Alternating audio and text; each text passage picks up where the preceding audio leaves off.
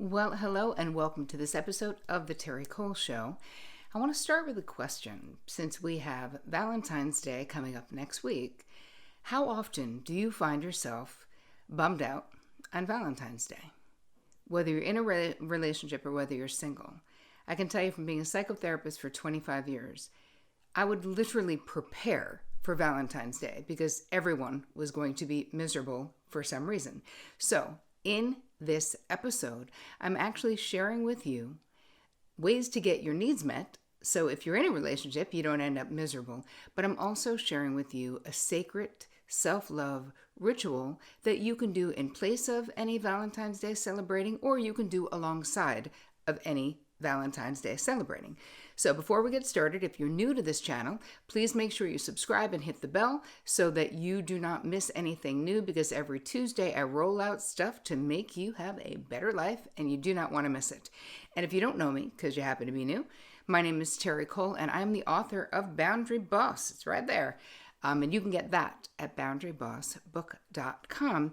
And as always, I want to say thank you for all of your comments and questions and everything that you leave right here on YouTube. And I love to highlight your comments. So under my interview with Alex Benayan, Robin says, wow, what an amazing interview and amazing stories. Very inspiring. Really enjoyed this. Thank you both so much. You are so welcome, Robin. So if you don't know, I put out interviews, usually on Thursday or Friday of the week, with very interesting people like Alex Benayan, who wrote a book called The Third Door, which I just finished listening to the audio and I absolutely loved. So anyway, thank you, Robin, for your comment. I super appreciate you. Now let's move into today's content. So I'm just going to come right out and say it myself. I've never been a really big fan of Valentine's Day. I feel like it's over commercialized. It is for sure exclusionary, right? So if you're not in a relationship, you're a loser according to, the advertisers on Valentine's Day. More importantly, the idea of a picture perfect Valentine, of what it can look like, really sets people up for a big letdown. And I can tell you, in my therapy practice, I'm not kidding, I said this at the top, I would prepare for Valentine's Day because my clients who are in relationships were going to come in and be somehow disappointed with whatever they experienced. Or they'll be angry because they experienced something nice, but they had to create it themselves for their partner and them. Or my single clients were feeling bad because everything was all about roses and chocolates and being partnered. And, every commercial was about people who are madly, deeply in love. And it makes you feel bad.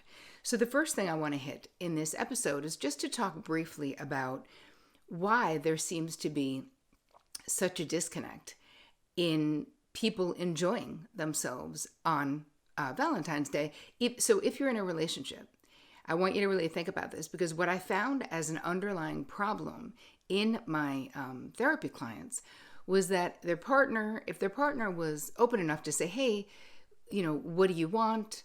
Oh no, don't get me anything, my client would say, or nothing. It's not a big deal. We'll just be casual. And then if their partner didn't plan something that wasn't casual, they would be upset. They would feel underappreciated. They would feel underloved. But it's like this setup for the other person to fail, which feels really mean. And it's all about communication. So I want to suggest to anyone who's in a relationship and likes to celebrate Valentine's Day, how about you have a conversation with your person about what would be nice for both of you? What would you like?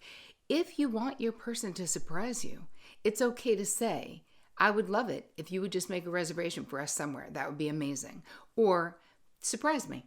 That would be really fun for me. You know how I love surprises. There is nothing wrong with asking for what you need. And here's the thing. If you want to get your needs met, so much of the time you do have to ask for what you want. This has everything to do with healthy internal boundaries, right? So what do I say in Boundary Boss? That you have to know what your preferences, your desires, your limits, and your deal breakers are. And those things make up your boundaries, but they also make up who you are. So I want you to really think about in your own life, how often have you set your partner up for failure by really wanting them to read your mind? And they cannot read your mind. And we're all grown up, but it is fully your responsibility to get your needs met. So I say, if you have had bad experiences in the past, just make a decision that you're not going to have a bad experience this year and that you're going to have the conversation. You still have time, right? It's the beginning of next week. So give yourself that time and have a real conversation and ask for what it is that you want. When Vic and I first started dating, he would always say, you're such a hard person to buy for. You're so hard to buy for because if you want anything, you get it for yourself or you do it yourself.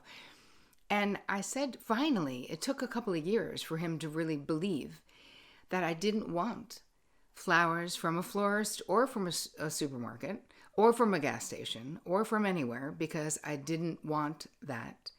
That the only thing I ever want from my husband is experiences together.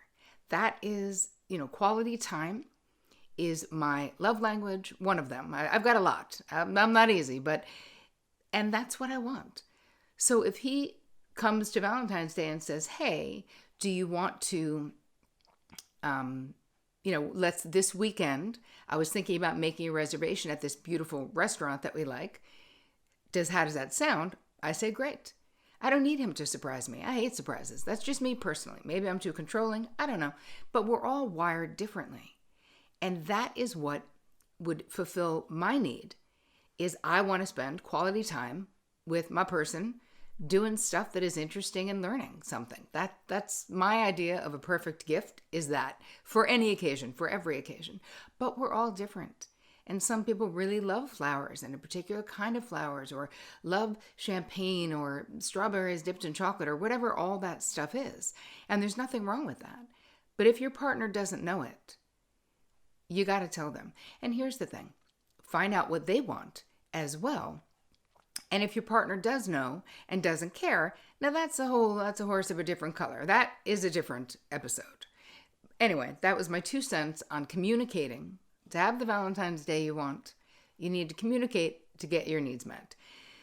Or I invite you to do what I do every single solitary year, and I've been sharing this with you for many years at this point, which is a sacred self-love ritual for you to do, right? Because it's all about falling in love with yourself on Valentine's Day and every other damn day. Because self-love is where it's at. And it doesn't mean you can't also, if you like Valentine's Day, feel free. You can do that too. But I really invite you to do this ritual for yourself. Because here's the thing. I'm not trying to be a downer on the Valentine's Day thing. I've just been a therapist for too long. I've just seen too many things. And in my estimation, self-love and self-care and treating yourself luxuriously, and that doesn't even have to cost money, that is super duper valuable. And it's for everyone. You don't have to be partnered. Even if your situation is complicated, you can do this self-love ritual with no problem at all.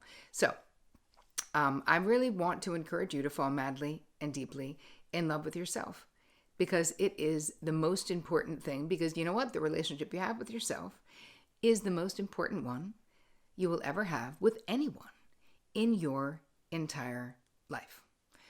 So what does this guide look like? Well, all you guys have to do to get the step-by-step part of it is just go to terricole.com/guide, and it will be right there for you.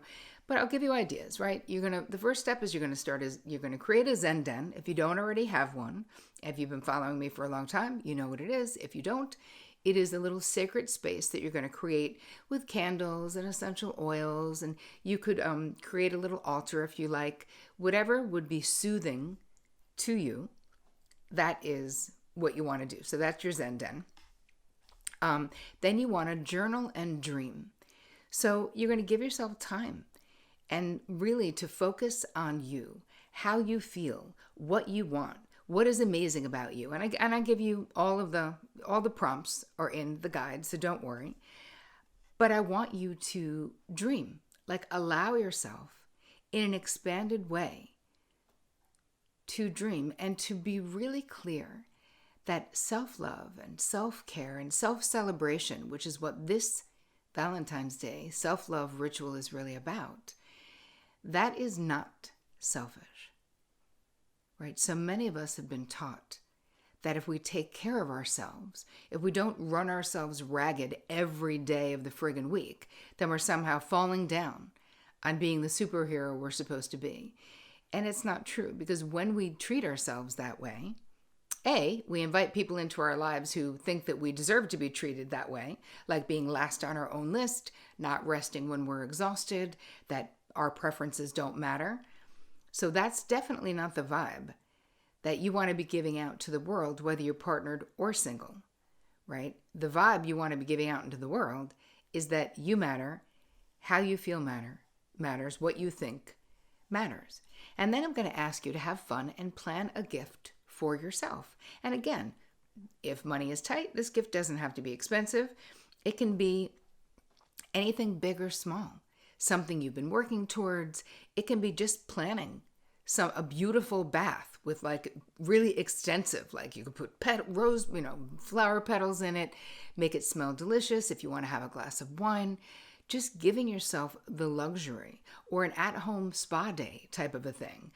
Buy yourself a plant, take a solo walk, make yourself a delicious meal, right? For one, take a day or an hour off of what you're doing to read, to nap, to do nothing, to just rest with the intention of filling up your own cup, right? Plan a Zoom call with friends or people who really do also fill up your cup. People in your front row, not people you feel obligated to, people who it's your joy to connect with them over Zoom, or if you can do it in person safely, then in person.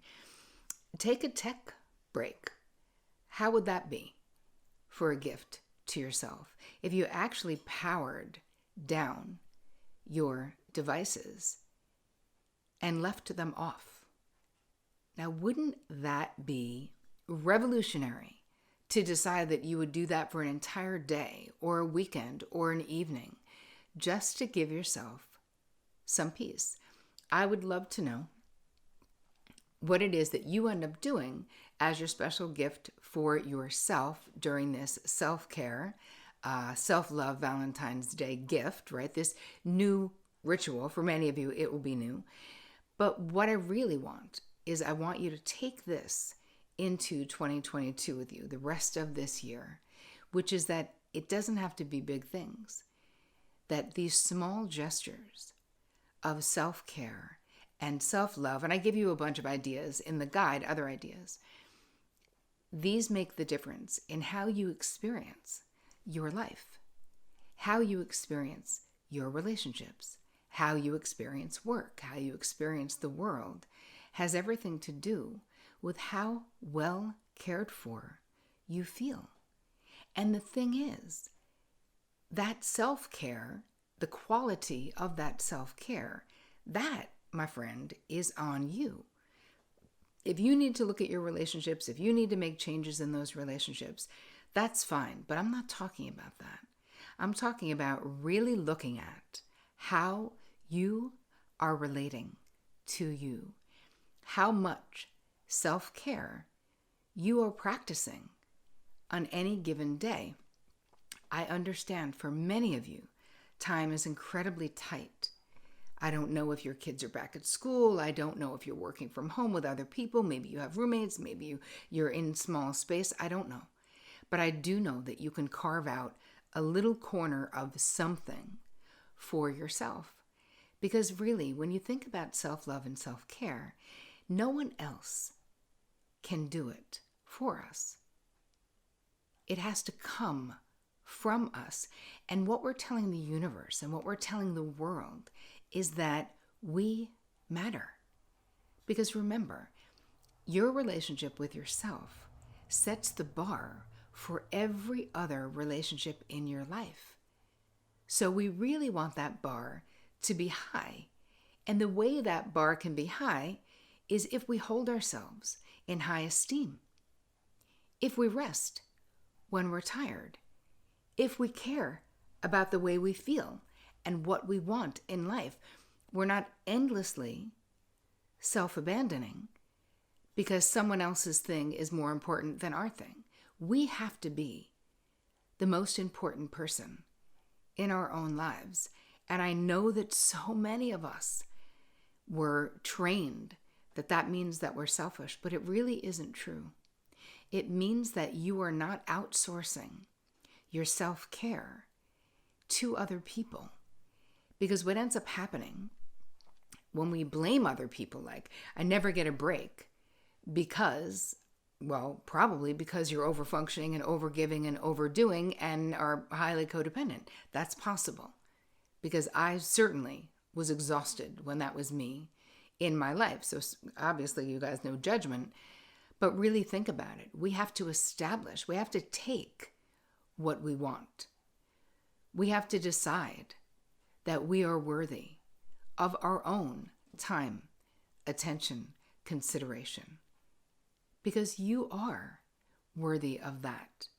But there's no amount of overworking or someone else loving us that can fill the place inside of us that only self-love can fill. And that might be hard to sort of deal with, but it really is the truth that self-love is the only path to any other love that is worth having. So I hope that you will do this. Please post pictures of what you did for your special gift for yourself. And I want to know, what are your thoughts on Valentine's Day and everything that I talked about in this episode? Please tell me in the comments. And also, I have a workshop coming up about father wounds. So if you want to know about that, go to terricole.com/father wound, and you will hear all about it in the middle of this month. So next week. Okay. Thank you for being here. I super appreciate you. And as always, take care of you.